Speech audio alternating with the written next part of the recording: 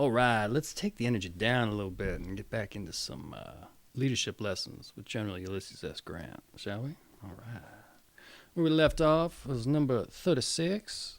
Fertilize your garden evenly. All right. When the Civil War began, the professional soldiers in the North, quote unquote, were retained generally with their old commands and ranks until the war had lasted many months. In the Union Army of the Potomac, there was what was known as the Regular Brigade, in which, from the commanding officer down to the youngest second lieutenant, everyone was educated in his profession, unquote. By comparison, newly formed Union units were without experienced soldiers. Quote, some of these went into battle at the beginning under division commanders who were entirely without military training. This gave me an idea that the government ought to disband the regular army, unquote. Grant's idea never received serious consideration. His superiors at the time were trapped in the paradigm that the regular army was essential, and they could not envision saving the Union without it.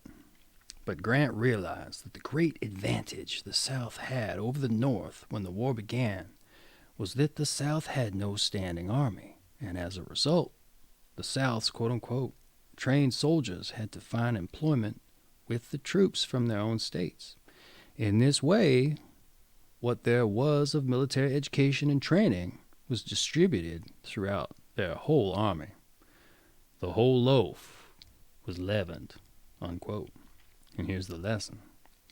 The surest recipe for disaster is an inexperienced manager with a staff of new people. Don't hesitate to spread your experienced people throughout your organization. While it is true that to do so will weaken some units, the overall improvement in organizational effectiveness will more than compensate for any short-term deficiencies. You got to spread load those people, you know what I'm saying? Get those that know something out into the places where there might be a deficit, right? I can't necessarily think of any particular example that comes to mind. Maybe I'll think something as we read on to number 37, purchasing. In September 1861, Grant arrived in Cairo, Illinois, where he had been ordered to take command. He discovered that he had inherited a corrupt quartermaster who was in league with a group of contractors who had a virtual monopoly on the business of supplying the army. Grant promptly replaced the quartermaster. When presented with a demand for a voucher for payment on a contract for forage that had been let at a much higher price than the going fair market value, Grant said no. My reply to them was that they had got their contract without my consent. I would not approve a voucher for them under that contract if they never got a cent. Hope they would not. This forced them to sell the forage for what it was worth. Here's your lesson. Your purchasing process needs to be competitive, open, and honest. Frequent, unscheduled, independent audits will keep it that way. You know, this makes me think of certain companies that charge too much for essential medicines, like insulin. And then their stocks just go through the roof, but then they, cut it down a little bit and stocks go down. Talk about fair market, something like that. Life-saving medicine, necessary medicine. I mean, I'm all for natural selection, but there's got to be a point, There's people that depend on that stuff, and you're going to gouge them. Insurance doesn't cover that stuff. I don't know. There's a certain moral integrity you got to have at a certain point. And, some people are just trash, I don't know. You need to charge an arm and a leg for medicine to save somebody's life. Or that without them, they'll lose an arm and a leg. I don't know the justification there. Any event, let's move on to number 38. Give no special favors, which, come on, you got that medicine. You got to have a little bit of a special favor there. These people need that stuff, right? I don't know. It's a paradox. Give no special favors. As General Grant could give jobs and let contracts to friends and relatives, he could arrange for them to receive special favors. Grant would have none of it. Regarding the horde of job seekers, Grant wrote to his sister, Mary, I do not want to be importuned for places. My influence no doubt would secure places with those under me, but I would become directly responsible for the suitableness of the appointee. I always want to be in a condition to do my duty without partiality, favor, or affection. When Grant's father Jesse wanted to sell leather goods to the Army, Grant refused to help him. It is necessary both to my efficiency for the public good and my own reputation that I should keep clear of government contracts. Julia Grant's brother John was a Confederate prisoner, but when she asked her husband to arrange a special prisoner exchange for the release of her brother, Grant refused to do so, even though such exchanges were a fairly common practice. According to Julia, John did not get back until the general exchange of prisoners at the close of the war. So here's your lesson. For the good of your organization, family and friends should not receive special treatment. Yeah, gotta be fair, right? No nepotism. Can't be having nepotism. Got no respect for those people, right? Anyway, I don't know. You gotta pull your fair share. I can't think of anybody who I know who enjoys a certain amount of nepotism, but I do recall certain stories of certain people who was hired, son-in-laws, and they couldn't quite hack it at the job, no matter how hard they tried. And don't know that looked particularly well on the person that gave them the job. But hey, you do special favors. Sometimes there's special like little games that come as a stipend for those things. You start to look like an idiot for hiring the wrong person. Now, I don't know how that turned out, but I think actually outside of the fact that person left the job and or got fired, that's how that turned out. Hopefully the person that hired him wasn't looked too unkindly upon, but who's to say? There's always the little tittle-tattle behind closed doors, and you don't want that neither. Dissent amongst the lines. You can't have none of that. All right, number 39. Let's see if this one dovetails into what I was talking about. The courage to tell it like it is. The old tittle-tattle behind the old closed doors there. It does dovetail right into that, doesn't it?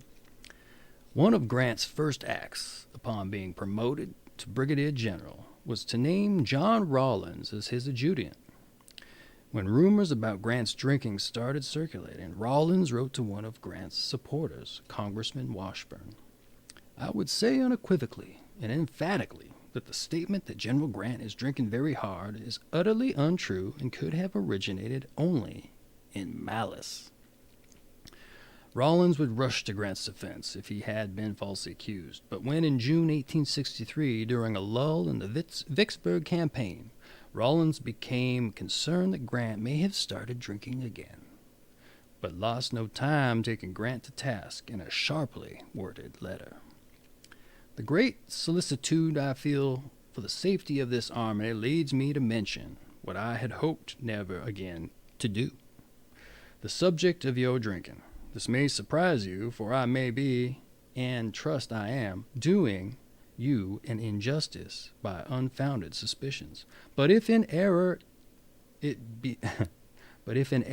better be on the side of this country's safety than in fear of offending a friend.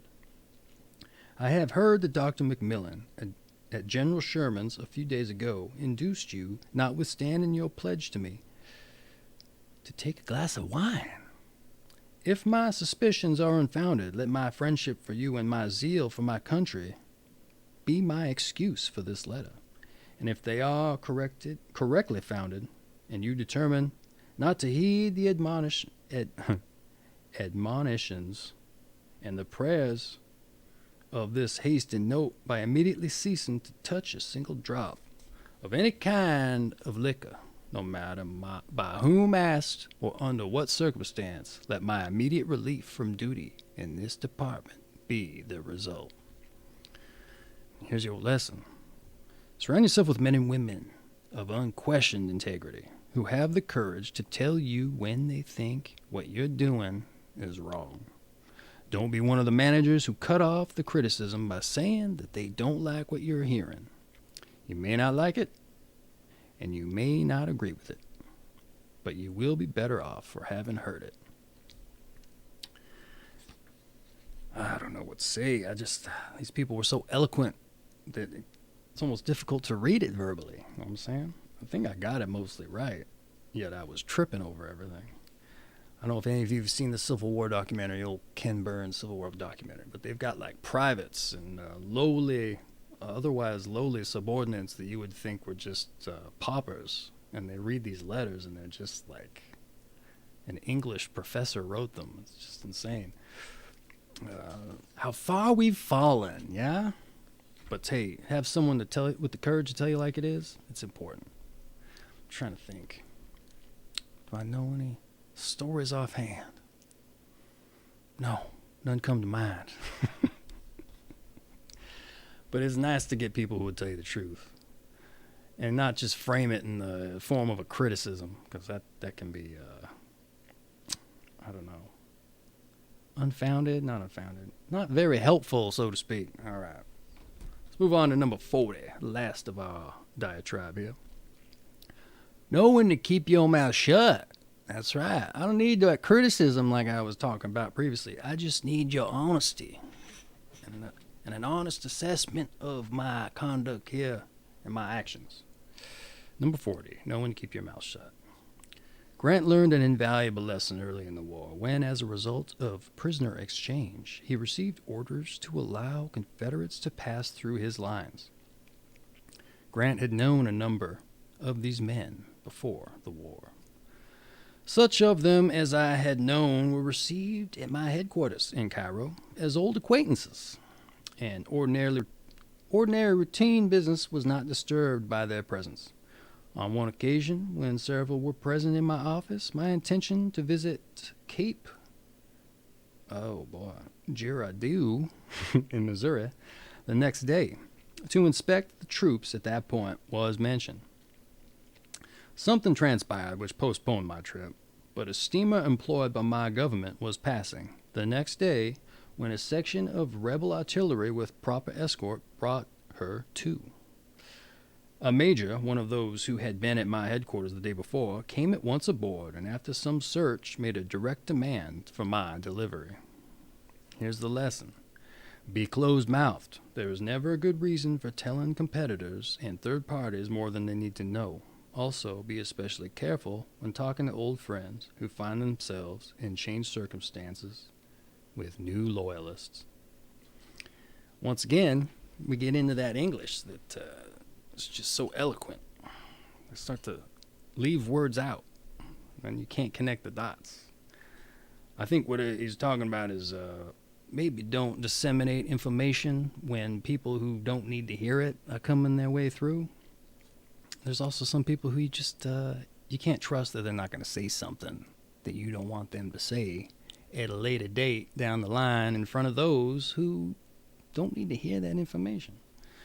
Am I right or am I right? I don't know. Just keep things close to the vest, right? I'm trying to think. It's just that you don't want that foot in the mouth situation, you know.